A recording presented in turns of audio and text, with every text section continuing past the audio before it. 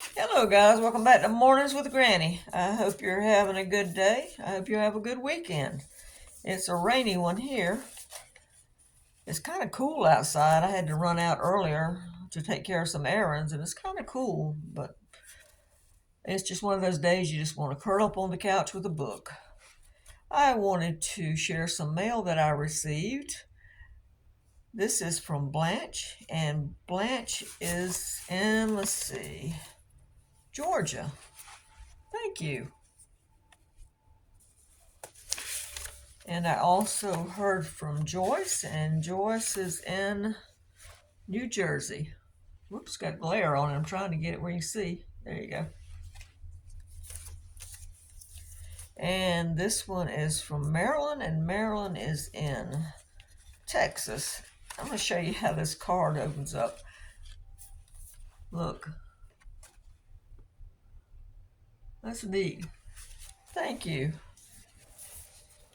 And let me find the next one. The next one is, let's see, Sari. Sari's in Pennsylvania. Let's see. There you go. Thank you. And I also heard from Betty Ann, and Betty Ann is in Canada. Let me make sure I didn't miss anyone. Let's see. This one is from Paul and Paula, and they are in Maryland.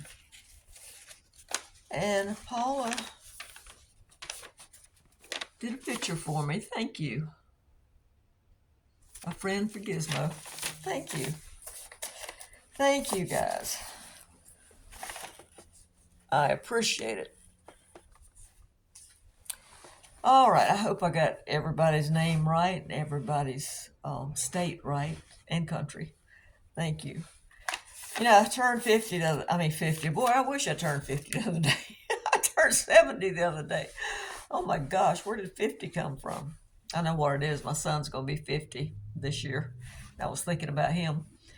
But anyway, I turned 70 the other day, and Mom will be 88 on the 3rd.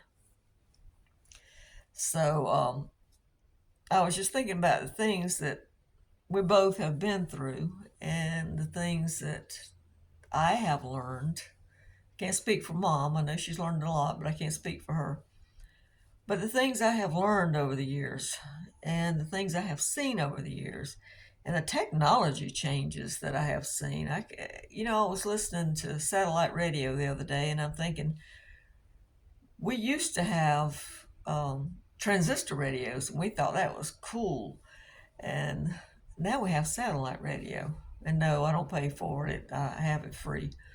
And then I was thinking about, we used to play the 45s, and before that, the 33s, and the, what's the other one? Or was it before that, the 78s, and then the 33s? I can't remember. It's been so long, I can't remember. You know what I'm talking about. But anyway, the point is, we used to play records. We had record players. It was neat to get a record player or a stereo system on your birthday. Now we have the CDs. And we can walk around with the earpods and stuff listening. And things have just changed. I mean, we went from having landlines, wall phones with wires, to having a mini computer in our pocket, basically, with the cell phones. And TV has drastically changed. We went from, watching black and white to color to high definition to 200 or more channels, and most people don't use antennas anymore. If they do, they're the digital antennas. I can remember being out in storms and different things. The wind would be coming up and we'd have to lay our antenna down, or being out there turning it and my husband shouting, right there, leave it right there. And then you'd watch that program and he'd change the channel and you would have to go turn the antenna again. You were one of the kids would go turn it again. And oh my gosh, our remotes were kids. They got up and changed the channel. Now you just push a button, and things have really changed. We used to tell the kids, get up and change it, if they were there. And it's just amazing at the things, how they have changed, and how, I'm going to say this, and some people aren't going to agree with me, but how some of the older things were actually better. I think today, I think we want things right then, right now, yesterday. I think we're in too big of a hurry. We don't spend time with each other. I think we're more of a me society. We don't know our neighbors. All we're interested in is what's going on and right in front of us. We don't get out and talk and share, and it's just different. It's just different. And those things I don't think are good. The technology parts that are good is that we have improved health care. We have improved transportation. And there are several things that are good, but kids used to, at Christmas time, you would ride around and you would see them out with their new basketball, or they got a new wagon, or they got a new bicycle, or something like that. And now, when you go by a house, I saw last Christmas, I saw one child out with a new bicycle. Most of them are inside, games, new phones. They don't get out and play. They don't get out and socialize like we did. And I don't think that's a good thing. Like I said, some people aren't going to agree with me, but the older generation knows what I'm talking about. So let's look at some things that I have learned. One thing is, don't sweat the small stuff. I used to get so irritated when things went wrong, or I didn't get my way, or whatever. You know, it's not that big a deal. You can get mad all you want to. Most of the time, it's not going to change the situation. You can worry all you want to. And where is it in the Bible that says, um, all the worry in the world is not going to change one hair on your head? And I can't remember where that's at and exactly how it's quoted, but basically that's what it's saying. You can't change it. So there's no point. Sweat the small stuff. Don't worry about it, because what's going to happen is going to happen. People worry about uh, if there's going to be, climate change or whatever. Now, I'm not saying don't get on here and say I don't care about the climate, because I do. But there are some things that we can have an effect on, and some things that we cannot change no matter what we do. So I'm saying do what you can, and the rest of it, don't worry about it. So don't get on here fussing at me about climate. All right. Second thing is, everybody makes mistakes. Everyone makes mistakes. And I look at it this way: it's not a mistake if you learned from it. You take 3 steps forward, 2 steps back, as the old saying goes. Most of the time, you learn from your mistakes. At least I hope you do. But everyone is going to make mistakes, and it's okay. It's okay. I mean, unless it was just a very, very terrible one where you actually hurt somebody, it's okay if you made a mistake when you were adding your bank account up, or paying your bills. You forgot to pay one. It's going to cost you a little bit, but maybe you forgot to pay it. Or, you know, you forgot that somebody likes the color red, or they hate the color yellow, or whatever, when you bought a Christmas present. It's okay. It's just a mistake. It's okay. And stuff is just stuff. We collect things all through our life, and you saw me decluttering, and we collect things and we collect things, and we think we need it, and we think it makes the house look good, and basically all it is dust collectors. And probably 75% of it, when you pass away, your family's not going to want it. It's going to go to a charity shop or in the trash.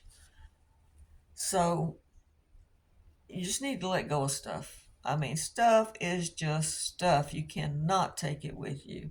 If you have collectibles that maybe belong to your grandmother and you're cleaning out, ask your children now, do you want this? If they don't want it, ask someone else in the family. And if they don't want it, donate it. It's just stuff. Your memories are here.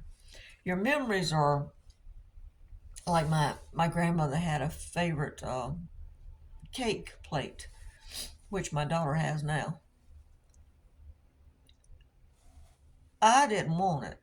I mean, I got it. My dad gave it to me, but I didn't really want it because my memory is going into the house and the smell of the cakes baking and her saying, "You can't leave without taking a piece of cake with you." She always made sure we had a piece of cake with us because she always kept pound cakes. Other cakes too, but pound cakes definitely. That's my memory. It's not the cake container, it's the smells and the warmth I felt when I walked in and knowing that grandma would have coffee and cake or milk and cookies or whatever. So donate, either give it to the kids or the family. If they don't want it, then donate it so someone else can use it. Another thing is that time goes by so fast, so fast. I have had times when my mom has called or someone else in the family and say, "You want to go do so and so, or can you come over here for a little bit?" And I'm doing something, and I go, "No, I'm busy." And then I think, you know what? What I'm doing can wait. This person might not be here tomorrow. I might not either. I need to go spend time with them. So I'll call them back and say, "Yeah, I'll do whatever you want to do, or we'll go wherever you want to go. That's fine. I can put my stuff off to later." So spend time with your family. Spend time with your kids, your grandkids, because oh my gosh, they grow up fast. I look at my kids and I have two. One be 50, one to be 52, and one to be 47. And I look at them now and I go, where did the time go? Because to me, they're still babies. Even though they're adults, they're still babies. And I'm sure my mom looks at me and thinks I'm still a child too. And my grandchildren, they grow up so fast. My youngest one turned 18 the other day. And it's just hard to believe the time has went by so fast. If I could go back and change anything, it wouldn't be the amount of money I made or where I lived or anything like that. It would be the time that I spent with my family and my children, mainly my children, my grandchildren. I wish I could go back and expand that time that I spent with them and realize at that time that what I was doing was not that important. I needed to spend time with that child because it might affect them in the future. So I wish that I could go back and do that one thing. So spend time with your family because time is just a blink. You're just a blip here on this earth. This I had to do the other day. I was talking with mom about something and she was telling me one thing and I was disagreeing with her because I thought she was wrong. So when we got off the phone, I looked up what she said. I was wrong. I had to call her back and apologize because I was wrong. Don't have hard feelings held against you or you holding them against someone else. Just apologize, admit you were wrong, and go on. Most people said, "That's okay." And the same thing she did. She said, "That's okay. I knew I was right," but she said, "That's okay." She was right. So apologize when you're wrong. Another thing is to stand up for yourself. I have found getting older, you have two situations. You have where either people talk down to you because they think you're stupid or they respect you because you are older. Now, I've had situations in businesses where I've actually had to just stand up for myself because they wanted to walk over me because they thought I didn't know what I was talking about. In fact, I told someone the other day, I said, "You think I'm stupid." I said, "But I've worked in management. I've been assistant manager, manager, district manager. I've had my own business. I said, I'm not stupid. I know how this works." Stand up for yourself. Don't be ugly about it, but stand up for yourself, whether it's against a business, family, or whatever, stand up for yourself. I have someone in my family, I keep telling them to stand up for themselves, and they said, I just can't do that. I don't want to hurt anybody's feelings. It's not about hurting anybody's feelings.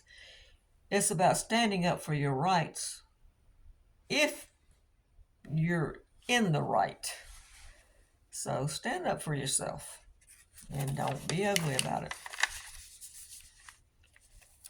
The next one is on the other flip side. Keep your mouth shut when you need to. I used to say I had a sprinkler system for a tongue because I bit my tongue so much. I said there's so many holes in there from biting it so much trying to keep my mouth shut. There's some situations you just need to shut up and listen and let the person talk. Because for one thing, you might be wrong, and for another thing, you might learn something, and the other person might be right. And sometimes it's just the fact that some people need to talk and they don't want your input, they just want you to listen. Sometimes my children will call and they'll talk for an hour or so and they'll say, I'm sorry. I said, no, you just need somebody to talk to us. Okay, I'm your mom, talk. And then sometimes I call them and I might go on for an hour or so because I needed to talk. Sometimes people just need to vent. They don't want your opinion. They just want you to be quiet and listen. And like I said, you're not always right. Listen, get their opinion, keep your mouth shut. And a thing that I do is when I get really mad, and when I say really mad, I get to the verge of crying, I get so mad. I get up and walk out because I need to think about what I'm going to say, because what I'm getting ready to say is going to hurt somebody's feelings really bad. So I need to just walk away, collect my thoughts, and then either come back and still keep my mouth shut or say something nicer than what I started to say. So just, there's a time and place for everything. Don't try to change people. I don't know how many times I have heard, well, we're getting married and I know he does this and this and this, but when we get married, I can change that. Well, you fell in love with that person the way they are. And things will change as you get married. Things will change as you go through life. That's true. But don't go into a marriage thinking you can change things. Or I've heard people have children because they're on the verge of divorce. Well, if I have a child, he'll stay with me. Well, he might stay with you, or she might stay, or whoever, whatever the problem is. I mean, the woman's obviously going to have the baby. Or you might adopt a child. That's not a way to solve a situation. If you have a volatile situation, please don't do that to try to solve it. Solve the situation first, then have the children or adopt the children. Don't do that to try to keep somebody. That's the wrong way to do it. So don't try to change people. I mean, people are people. You can make suggestions all you want. Maybe, let's say you married a smoker. Now I'm going to use my brother for example. He smoked for years. He lost a lung on account of it. And maybe you want to get him to stop smoking. Well, you married him knowing, or married the woman knowing they smoke. So, gently suggest, for your health, or maybe the smoke bothers you or whatever. Gently suggest it, and maybe they'll see your point of view and quit before it's too late and they lose a lung or something. Like, for example, my grandfather, he didn't smoke cigarettes that much, but he loved to smoke a pipe. And on occasion, cigarettes and cigars. And my grandmother had bronchitis real bad. And she went to the doctor that day, and my grandfather had cigarettes with him. And the doctor told him, he said, you've got to quit smoking around her. She can't breathe. And he threw those out on the way home, and he never smoked again. That was it. He just had to have the doctor tell him it was bad for her health. And my brothers used to smoke in the house, and I told them to quit smoking in the house. And I told Mom to tell them. Well, she wouldn't, so that's when I stepped in and told them. Because she would cough and cough and cough, and I can't be around cigarette smoke. I do the same thing. And I said, y'all, I said, listen to her. Well, we're in another room. I said, doesn't matter. The smoke is still in the house. I said, I'm having trouble breathing. She's having trouble. I said, please smoke outside. So they started smoking outside. So that's just an example of, trying to change people. Do it gently. Things will change eventually, but don't marry them with the intention of, well, I don't like that habit about him, but I'm going to change him. Or I don't like that habit about her, but I'm going to change it. You fell, like I said, you fell in love with that person. If it's something they're doing hurting themselves, then gently suggest it. Just gently suggest it. Like, I know I overeat. I know I eat too many sweets.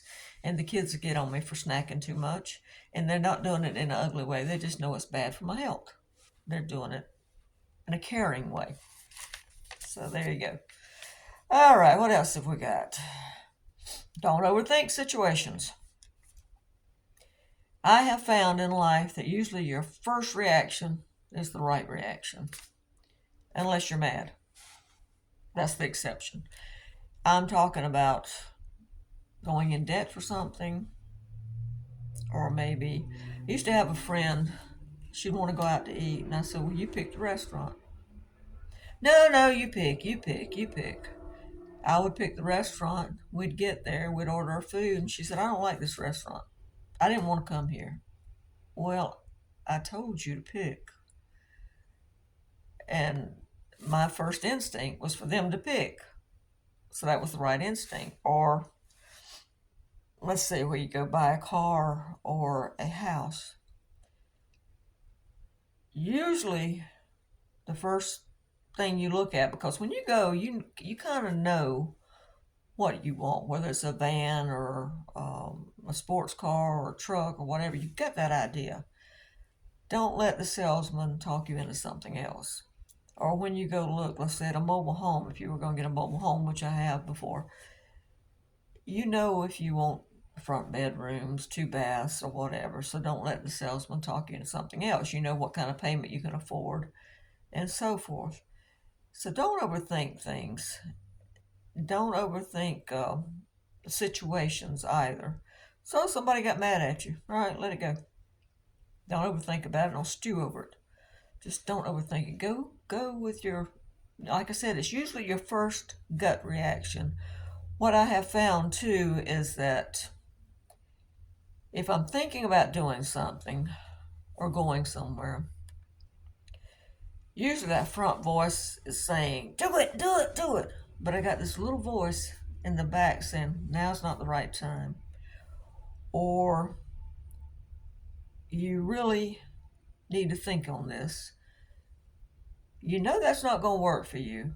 And it's that little tiny voice. And I really believe it's the Lord letting me know that I shouldn't be doing this. Now, do I listen to that front voice sometimes? Oh, yes, I do.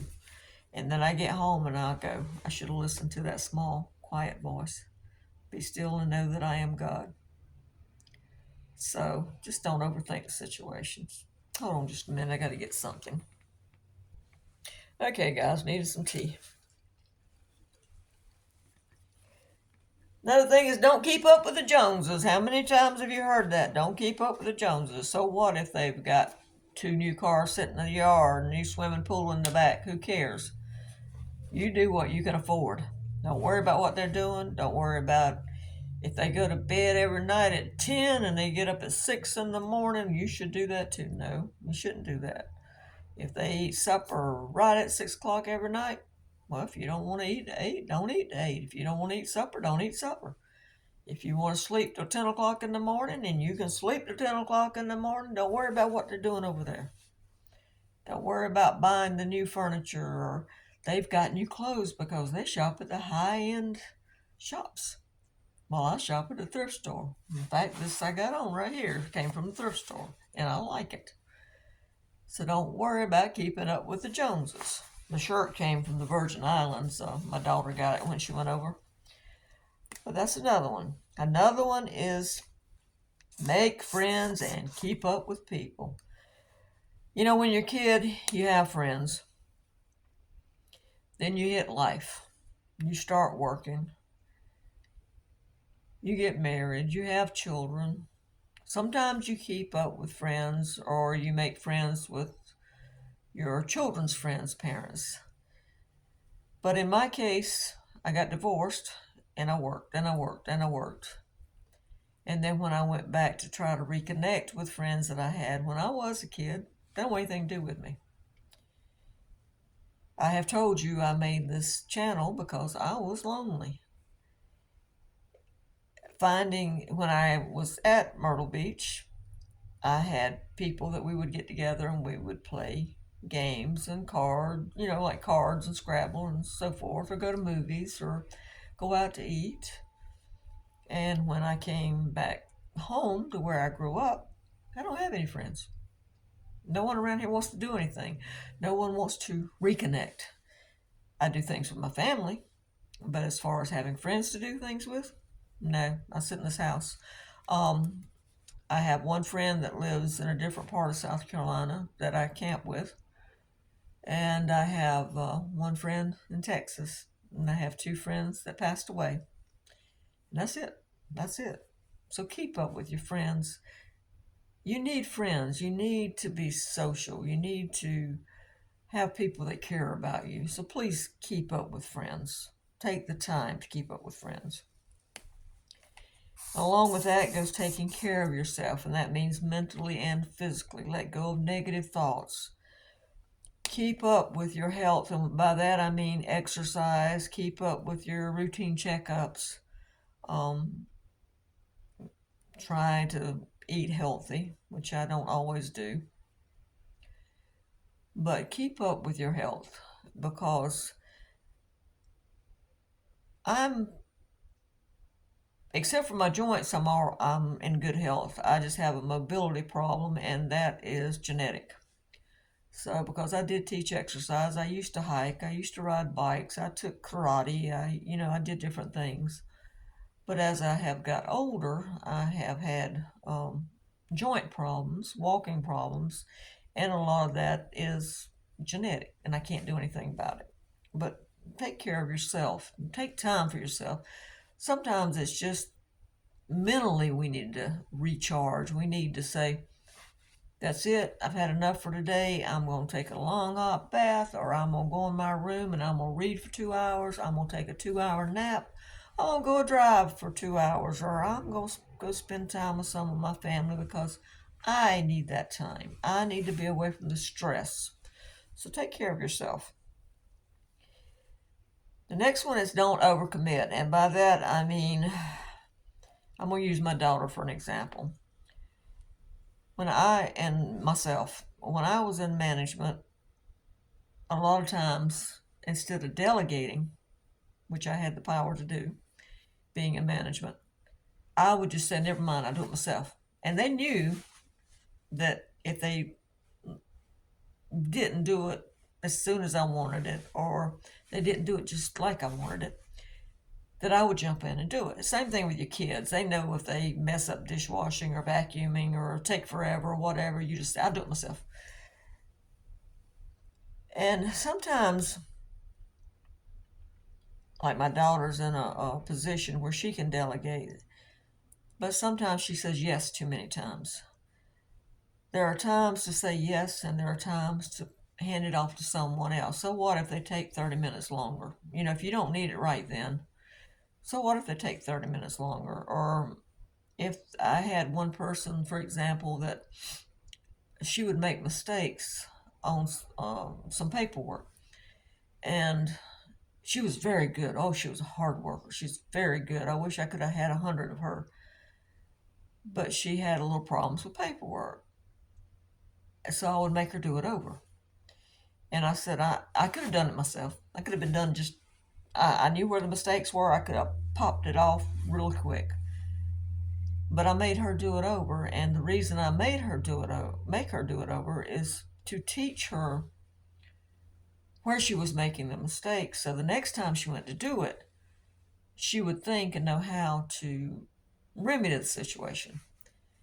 Or I would have to go out, and one job I had to do shopping, and I would rush around trying to get everything else done and do the shopping for the company I worked for. And finally, I just learned to delegate it to someone else. It took them twice as long to do it, but that was something I didn't have to do, and they were learning to do.